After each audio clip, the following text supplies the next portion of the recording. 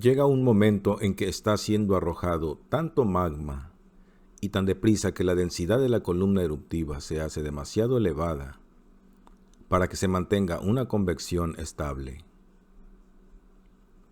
Cuando concurren esas condiciones, se produce el derrumbe de la columna, lo cual genera corrientes y emanaciones de materiales piroclásticos que resultan mucho más letales que la lluvia de cenizas volcánicas. Volcanes. Una perspectiva planetaria. Pompeya. Año 79 después de Cristo. Faltan 48 horas para la catástrofe. Robert Harris. Venus, 25 de agosto. El último día de la erupción.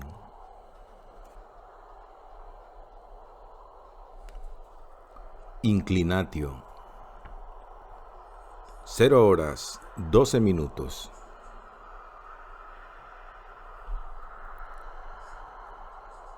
La luz se desplazó de izquierda a derecha y ligeramente hacia abajo. Una hoz de luminosa bruma, así como la describió Plinio. Una hoz de luminosa bruma, arrastrándose por las pendientes occidentales del Vesubio y dejando a su paso un mosaico de fuegos. Algunos no eran más que titilantes y aislados puntitos, casas de campo y villas en llamas. Pero en otros lugares ardían amplias extensiones de bosques, vívidas y ágiles lenguas naranjas y rojas horadaban violentos agujeros en la oscuridad. La hoz siguió moviéndose implacablemente tanto rato como se habría tardado en cortar hasta 100. Lanzó un breve fogonazo y desapareció. La manifestación ha entrado en una nueva fase, dictó Plinio.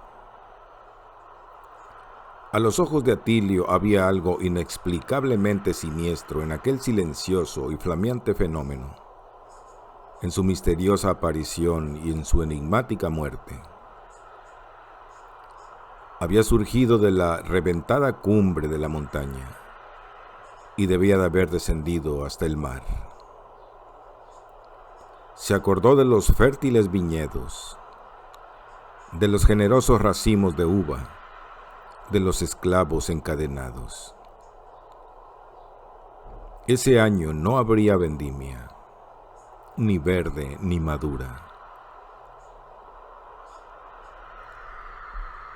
Resulta difícil decirlo desde aquí, comentó Torcuato. Pero, a juzgar por su posición, yo diría que esa nube de fuego debe de haber pasado por encima de Herculano. Y, sin embargo, no parece que esté en llamas, contestó Atilio. Esa parte de la costa está sumida en la negrura. Es como si la ciudad hubiera desaparecido. Miraron hacia la base de la ardiente montaña buscando algún punto de luz, pero no había nada. En la playa de Estabias, el fenómeno provocó una oleada de pánico. No tardaron en percibir el olor de los incendios en el viento, el acre y punzante olor del azufre y las cenizas. Alguien gritó que iban a morir todos abrazados. La gente sollozaba, pero nadie con más fuerza que Lucio Popidio, que llamaba a su madre. Luego algún otro, Uno de los marineros que había estado empujando el techo de lona con el remo exclamó que ya no se hundía.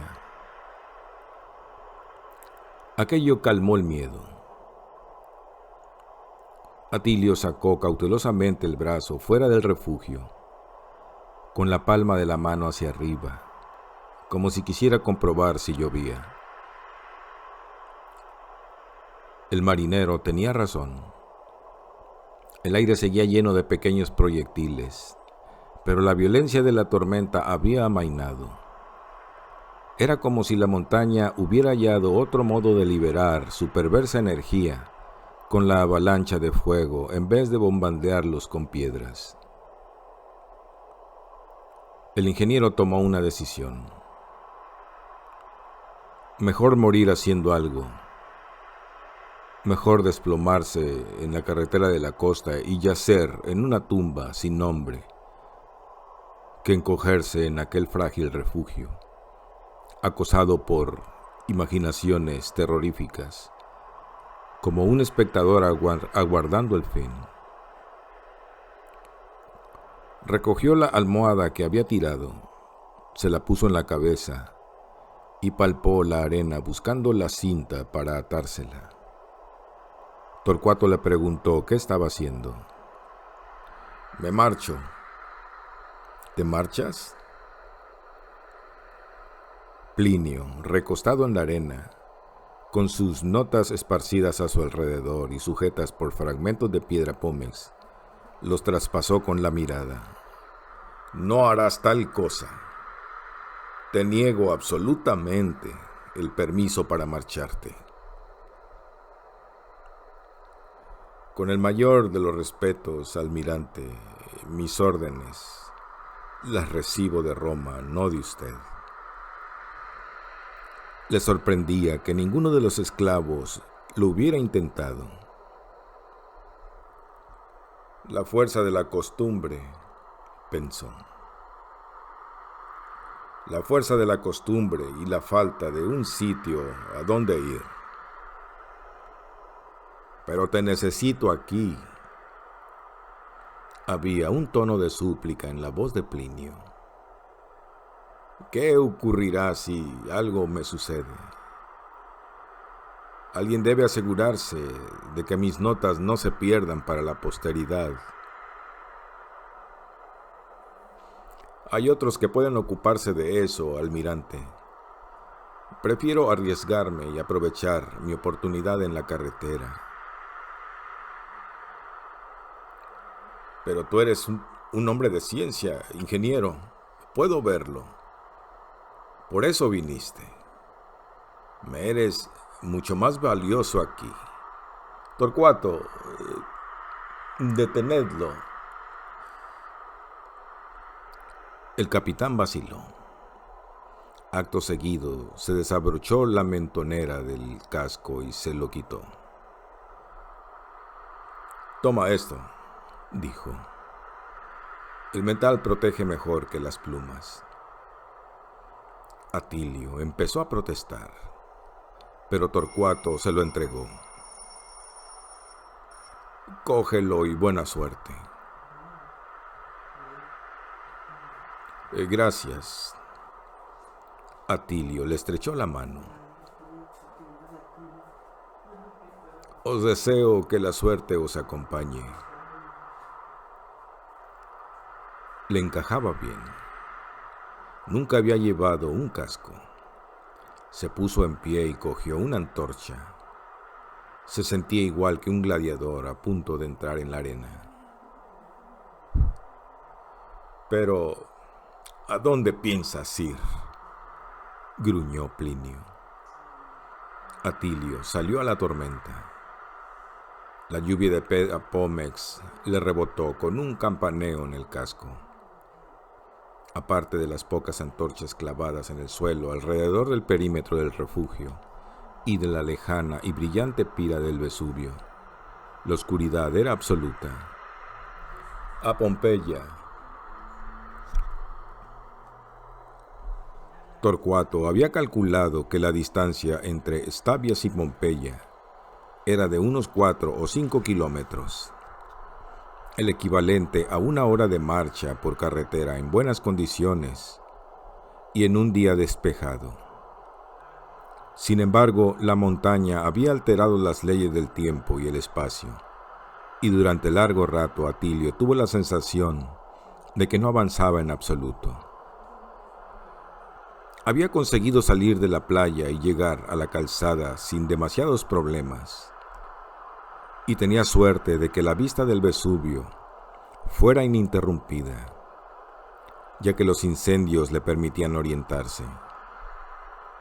Sabía que si caminaba en línea recta, tarde o temprano llegaría a Pompeya.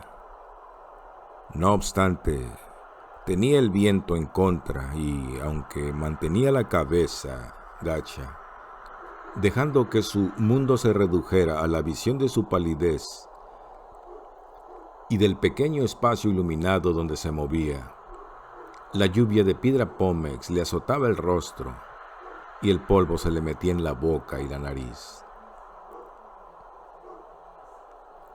A cada paso se hundía hasta las rodillas en la escoria, y el efecto era como intentar trepar por un montón de gravilla o de grano, por una infinita pendiente sin forma que le arañaba la piel y le desgarraba los músculos hasta el muslo.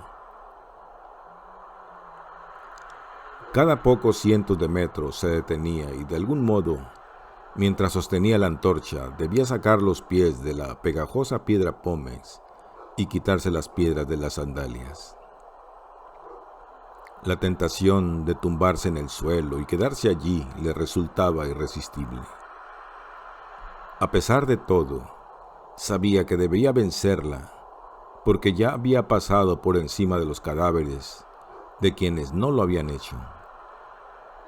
La antorcha le mostraba suaves formas, simples perfiles de humanidad y, de vez en cuando, algún pie que asomaba o una mano que surgía aferrando el vacío.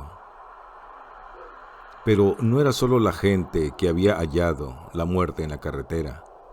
También tropezó con unos bueyes que habían quedado atrapados en la escoria y un caballo derrumbado ante el carro abandonado que arrastraba.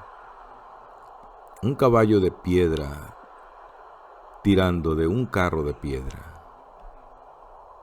Todas esas imágenes fueron surgiendo como breves apariciones en el parpadeante círculo de luz que lo acompañaba. Sin duda había muchas más, pero afortunadamente no podía verlas. A veces los vivos, lo mismo que los muertos, salían fugazmente de la oscuridad. Un hombre llevando un gato, una joven desnuda y enloquecida, una pareja cargando con un largo candelabro de latón sobre los hombros, ella detrás y él delante. De los lados le llegaban gritos aislados y gemidos, como los que imaginó que se escucharían en un campo de batalla tras la lucha. No se detuvo, salvo en una ocasión, cuando oyó a un niño que llamaba a sus padres. Escuchó y buscó a tientas la fuente del llanto dando voces, pero el niño cayó, quizá asustado por los sonidos de un desconocido. Al final, Atilio abandonó la búsqueda. Todo aquello se prolongó durante horas. En algún momento el arco de luz reapareció en la cima del Vesubio y volvió a rodar por las pendientes siguiendo aproximadamente la misma trayectoria anterior. Su resplandor era más vivo y, cuando alcanzó la orilla, o lo que Atilio creyó que era la orilla, no se extinguió de golpe, sino que se internó en el mar antes de disolverse en la negrura. La lluvia de piedra volvió a amainar. Sin embargo, en las laderas de la montaña, parecía que el fenómeno había apagado los fuegos en lugar de reavivarlos. Poco después, la antorcha del ingeniero empezó a chisporrotear. La brea se agotaba. Atilio siguió adelante con renovadas energías nacidas del miedo y de la certeza de saber que cuando la llama se extinguiera se vería perdido en la oscuridad. Y cuando el momento llegó, fue sin duda terrible, más incluso de lo que había temido.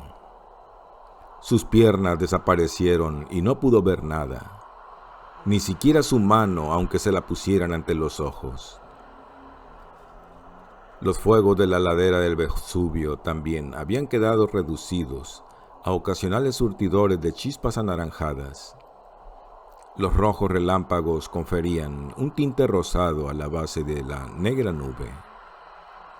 Ya no estaba seguro de en qué dirección miraba. Se sentía incorpóreo, completamente solo, enterrado hasta casi los muslos con piedra pómez, con el mundo tronando y girando a su alrededor. Arrojó la apagada antorcha, abrió los brazos y se dejó caer.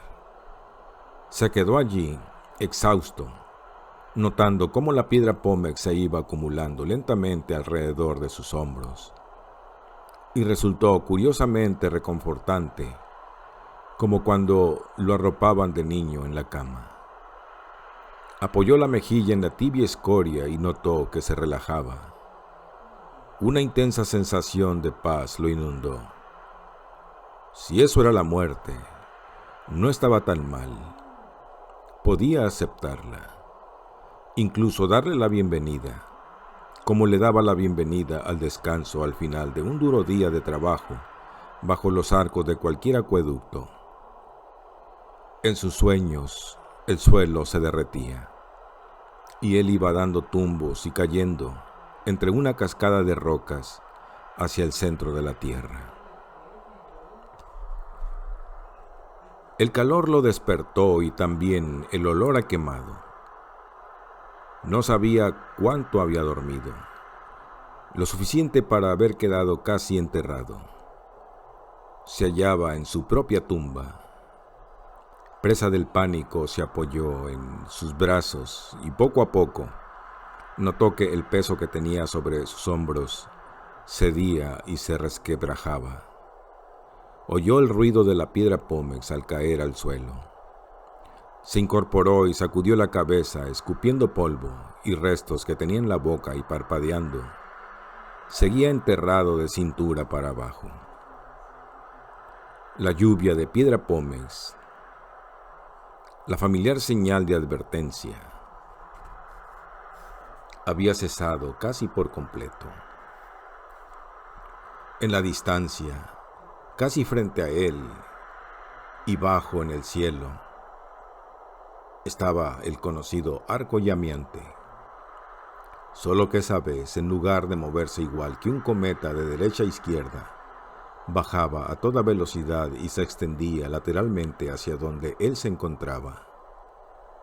Lo seguía inmediatamente detrás un intervalo de oscuridad que estalló en llamas poco después, cuando el calor encontró combustible fresco en el flanco meridional de la montaña.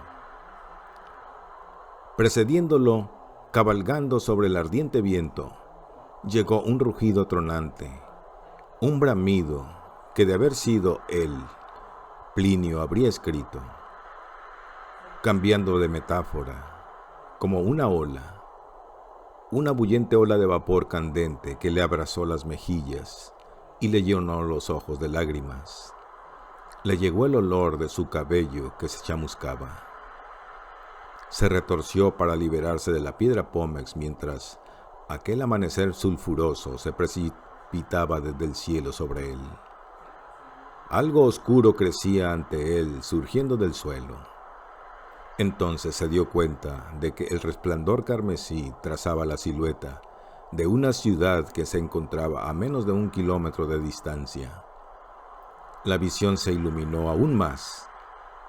Distinguió las murallas y las torres de vigilancia, las columnas del templo al que le faltaba el techo, las hileras de ciegas ventanas y por fin la gente. Las sombras de la gente corriendo, presa del pánico, a lo largo de las defensas. El espectáculo resultó claramente visible. Un momento más, el instante suficiente para que Atilio reconociera Pompeya.